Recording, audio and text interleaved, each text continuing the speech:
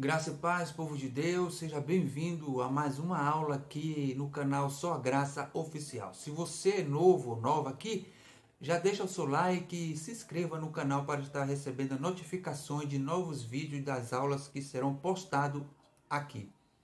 Nesta aula vou tratar de um assunto que causa muitos desacordos entre pessoas. Atitudes de expressar palavras honestas deve ser e fazer parte da vida de todos os seres humanos. Em contraste do expressar palavras honestas, tem o expressar palavras desonestas.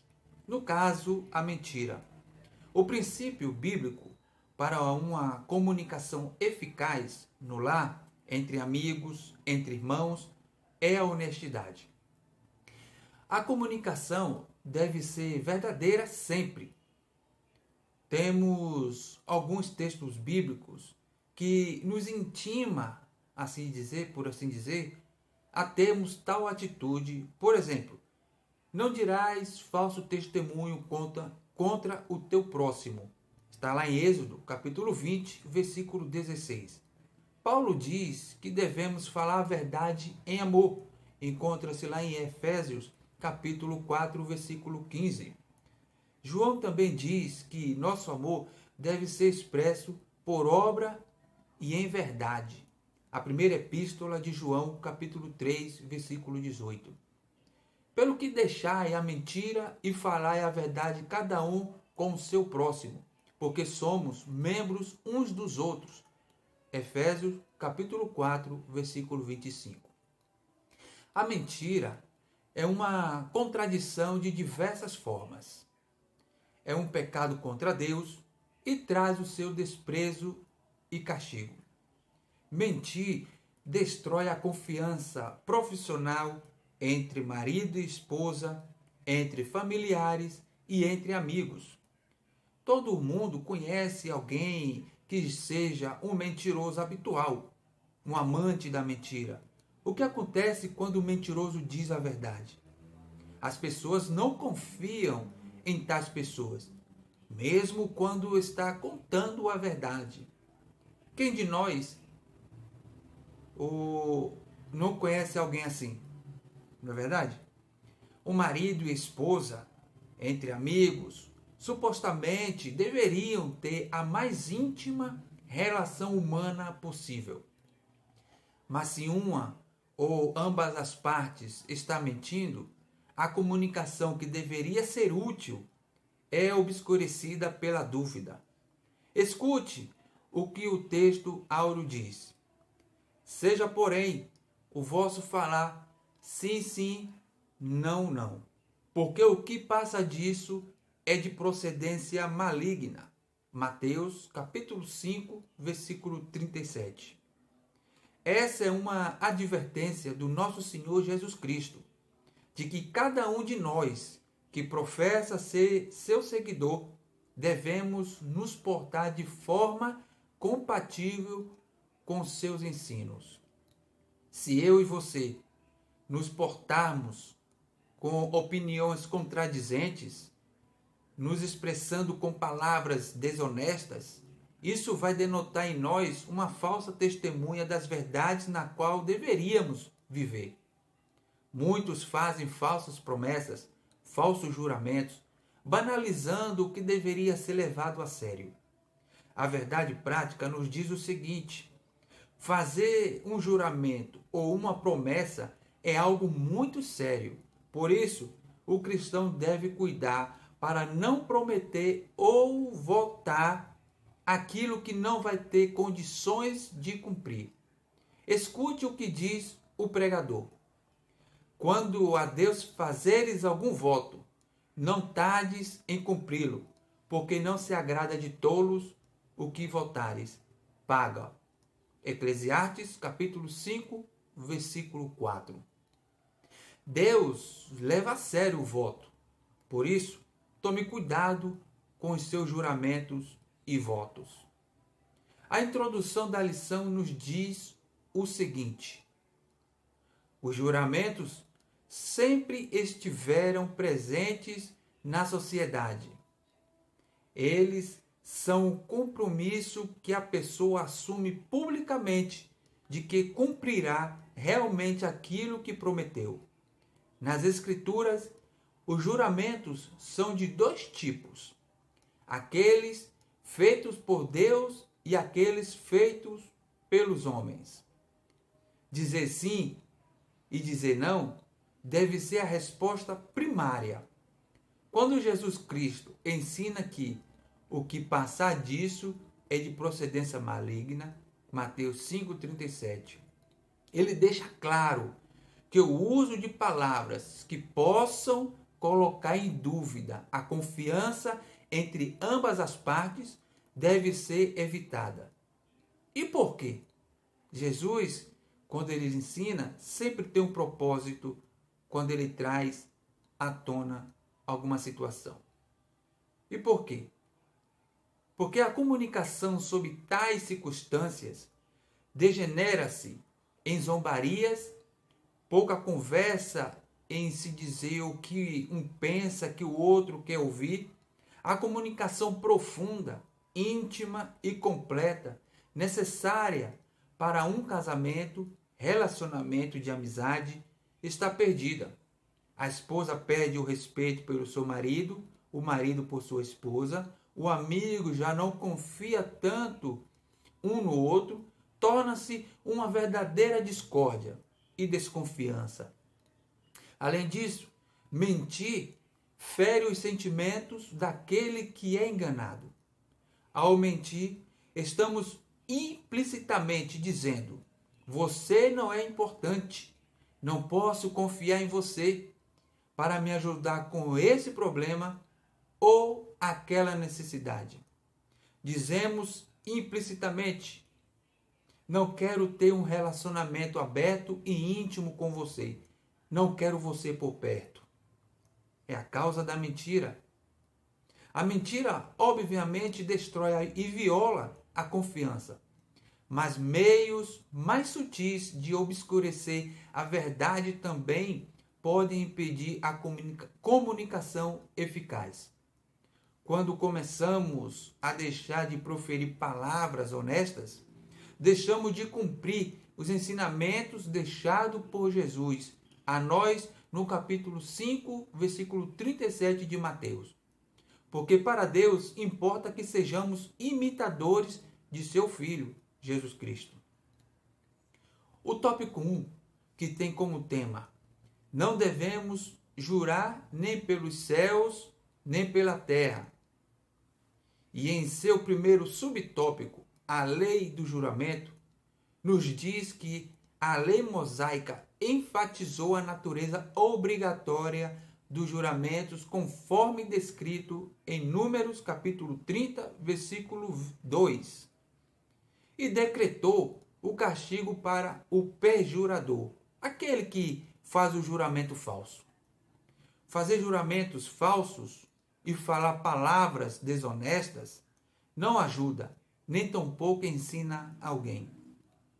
Ao invés de sermos levados para aqui e ali por toda a tendência mundana, como é ensinado pelo mundo, quando tais pessoas mundanas dizem: é só uma mentira, juram falsamente para estes, não há escrúpulos quanto a isso.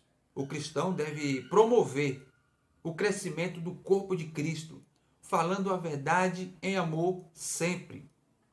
Ora, o que isto significa? Muitas pessoas parecem pensar que isto significa falar a verdade, mas ser meigo.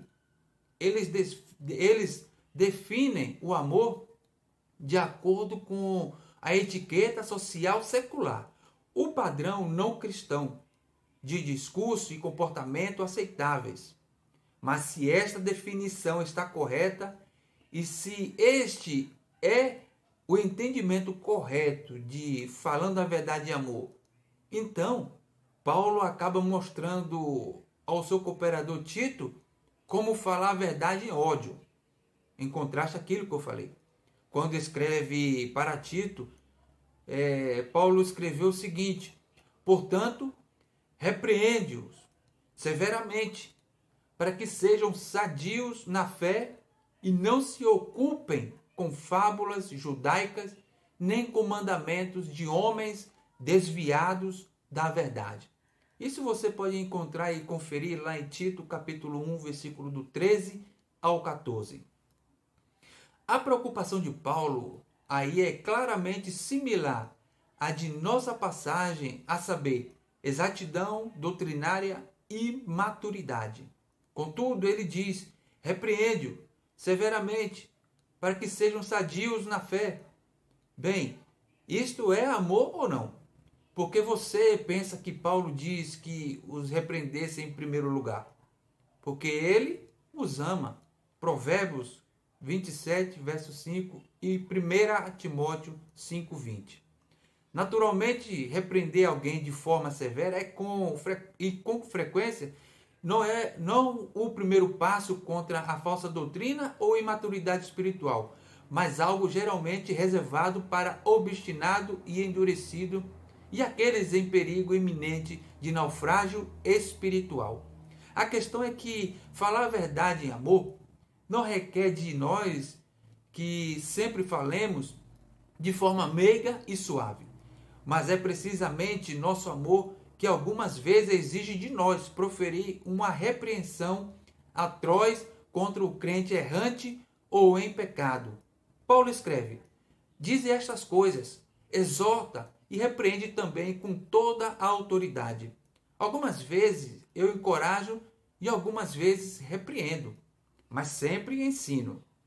Algumas pessoas pensam que devo sempre encorajar, sempre ensinar e nunca repreender. Mas Paulo me assevera: ninguém te despreze. Tito 2,15. Assim, continuarei encorajando e repreendendo as pessoas quando se fizer necessário. O subtópico 2 fala sobre o propósito da lei do juramento. O propósito do juramento antes era benéfico. Tinha o objetivo de descobrir a verdade. Tratava-se de um apelo solene que o adorador fazia a Deus, tendo consciência de que ele era o grande juiz onisciente, onipotente, dono de tudo, que esquadrilhava os corações de todos os homens e que revelava o íntimo de cada um, a verdade e sinceramente presente no espírito do homem. Logo em seguida, aqui na lição, no terceiro subtópico, está escrito: não jureis nem pelo céu, nem pela terra. Quando voltarmos ao livro da lei,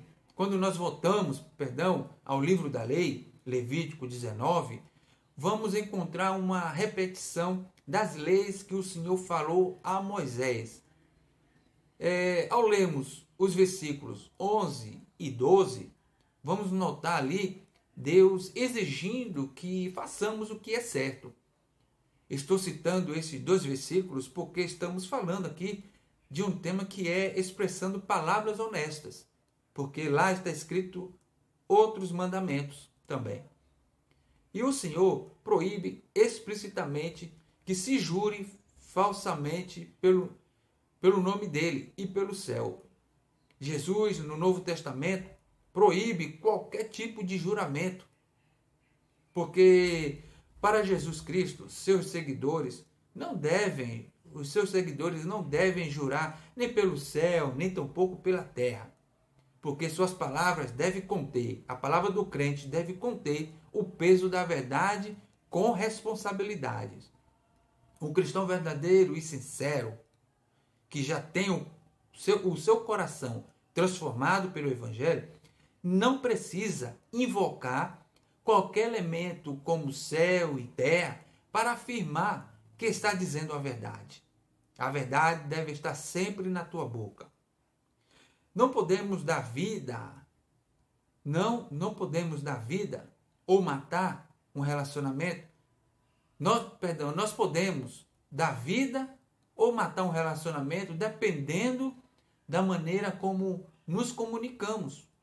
E aqui, já vamos aqui ao tópico 2. Né? Nossas palavras devem ser sim e não, conforme está aí o subtítulo do tópico 2. Como deve ser o nosso falar?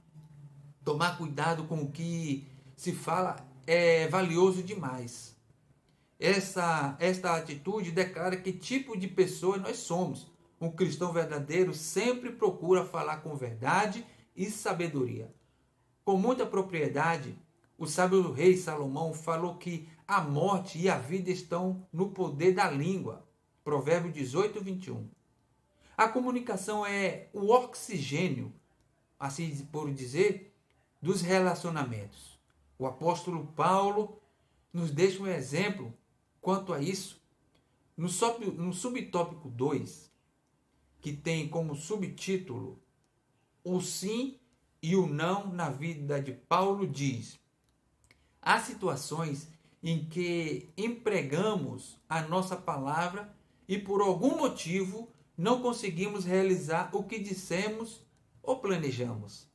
Paulo fez planos de visitar os irmãos em Corinto, mas muitas vezes foi impedido e as coisas não saíram como ele tinha planejado. Pode-se conferir o que eu estou falando na sua segunda carta aos Coríntios, no capítulo 1, do versículo 12 ao 24. Assim somos nós também. Nem sempre as coisas saem como planejamos, não é verdade? Com isso, eu não quero dizer que não seja a escolha certa às vezes. Mas às vezes, pode não ser o momento certo para se fazer tal coisa. Nossas palavras devem ser assertivas, sempre. Uma pessoa que vive jurando e se desculpando, na maioria das vezes demonstra falsos juramentos. Tais pessoas mostra-se ser uma pessoa desonesta e, o pior, não regenerada. E o que nos leva para o terceiro subtópico, né? Que está escrito o seguinte no seu subtítulo: o que passar disso é procedência maligna. Como o caso que aconteceu em Corinto, como o caso que aconteceu em Corinto, em que Paulo conhecia a importância da honestidade e da sinceridade nas palavras e ações, Deus quer que sejamos verdadeiros e transparentes em todos os nossos relacionamentos. Se não for assim, poderemos nos rebaixar, passando a divulgar rumores, fofocas e até segundas intenções, ou seja, daremos lugar a situações de procedência maligna. Bom, acredito que aqui não preciso fazer nenhum comentário a respeito desse tópico, porque fala por si só. O que me faz ir para o terceiro tópico, que tem como subtítulo o seguinte: honestidade com nossas palavras. A palavra honestidade é uma virtude de alguém que é correto e sincero. Do hebraico temos o adjetivo yashar, que significa reto, honesto, correto, direito, plano, né? Justo. Em Atos temos a descrição de Cornélio como um homem reto, honesto.